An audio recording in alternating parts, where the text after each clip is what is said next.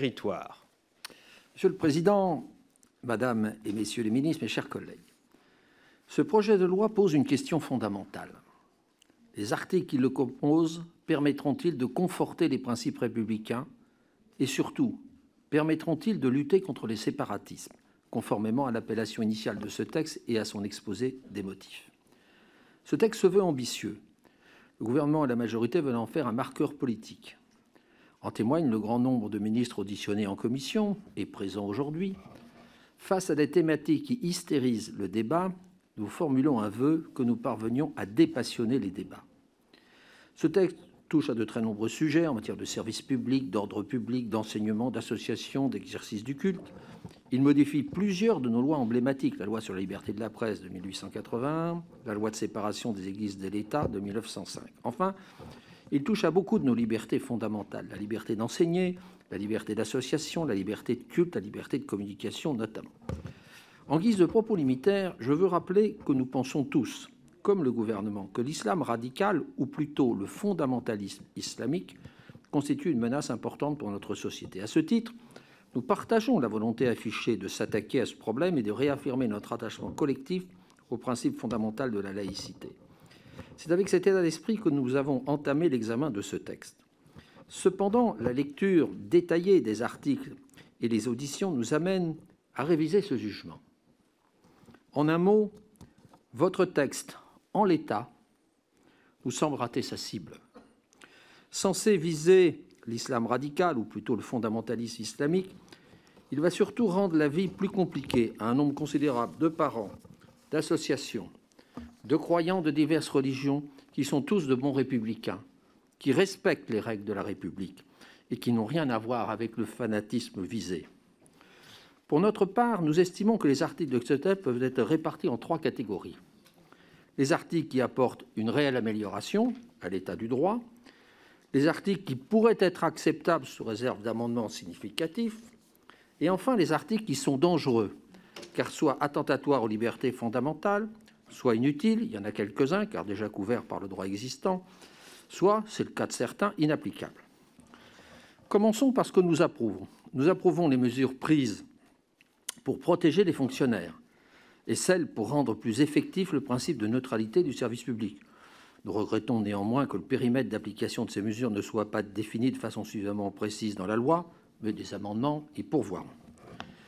Il en est de même pour le concept de contrat d'engagement républicain. Mais la République n'est pas un contrat. Il faut parler d'engagement à respecter les principes républicains. Ensuite, sur d'autres articles, nous en partageons l'ambition, mais ils paraissent parfois inutiles, car déjà couverts par le droit existant ou peu applicables. Nous sommes dans l'incantatoire, l'affichage, contribuant à une prolifération législative qui affaiblit in fine la loi. Je vous donne quelques exemples. Le cas du chapitre portant sur la dignité humaine. Comment faire appliquer les mécanismes de pension réservataire? Tous les notaires nous disent que c'est totalement inapplicable. Ou les pensions de réversion pour les épouses de polygames étrangers, alors que le texte prévoit que ces mesures devront se faire en respectant les engagements internationaux de la France qui prévoient le partage, c'est-à-dire exactement l'inverse, et que le gouvernement, il y en a 14, ne veut pas dénoncer. Cela est tout simplement impossible ou va conduire à créer des contentieux internationaux sans fin. Il en est de même sur les sanctions à l'égard de médecins ayant délivré ces pseudo-certificats de virginité pour protéger des jeunes femmes. Ce sont les personnes qui forcent ces jeunes femmes à demander des certificats de virginité, comme l'a rappelé notre rapporteur, qui doivent être sanctionnés. Enfin, des articles nous semblent, quant à eux, attentatoires aux libertés fondamentales. Cela concerne la plupart des mesures relatives aux associations, notamment l'article 6 relatif à l'exercice du culte, l'article 21 relatif à l'enseignement en famille et l'article 18 relatif à la lutte contre la haine en ligne. Nous avons eu des échanges sur ces dispositions au sein de notre groupe, et notamment sur ces 3 articles 6, 18 et 21. Notamment, nous aurons l'occasion d'y revenir largement. Nombre d'articles consacrés à l'exercice des cultes vont également créer des lourdeurs administratives comptables importantes et coûteuses pour l'ensemble des associations cultuelles et ainsi dégrader l'attractivité de la loi de 1905, malgré la possibilité de détenir des immeubles de rapport, soit l'exact inverse de l'objectif affiché par la présente loi. Nous pourrions ajouter une 4e catégorie de textes qui regrouperait ce que votre texte ne contient pas. Nous aurions attendu, conformément au discours du 20 octobre 2020 des Mureaux du Président de la République, d'un texte ambitionnant de conforter les principes républicains, des mesures visant par exemple à favoriser l'éducation et la laïcité, souvent mal comprises, l'intégration en matière d'emploi ou la mixité sociale dans le logement. Or, de tout cela, il n'est pas question. Votre texte se veut répressif, là où il aurait dû être équilibré par un volet éducatif, économique et social. Dans un tout autre registre, la question des prisons, qui est un sujet crucial pour lutter contre l'islam radical, ou plutôt le fondamentalisme islamique, n'est pas traitée.